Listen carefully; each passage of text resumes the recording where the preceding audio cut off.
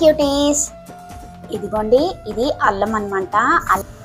చూడండి, పొద్దున్నే ఇనుప పెంక మీద ఇలా కాల్చేసుకొని చక్కగా కుదిరితే మీరు ఉప్పు ఏమన్నా తినగలుగుతారంటే జస్ట్ ఇంచు కన్నా తక్కువ ఇలా వేసేసి చక్కగా కాల్చుకోవాలన్నమాట.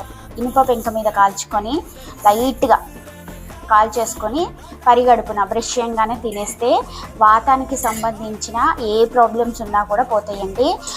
వీలైతే వీక్లీ ట్వైస్ చేయొచ్చు, లేదా వీక్లీ వన్స్ తిన్నా కూడా చాలా మంచిదన్నమాట.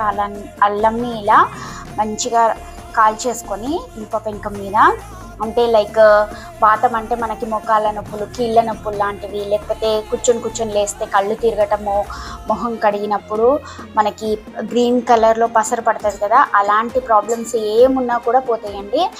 ఏం లేదండి, చక్కగా పొట్టు తీసి కడిగేసి ఇలా ఇనుప పెంక మీద జస్ట్ ఇలా కాల్చాలన్నమాట. లైట్గా వేడవ్వాలి.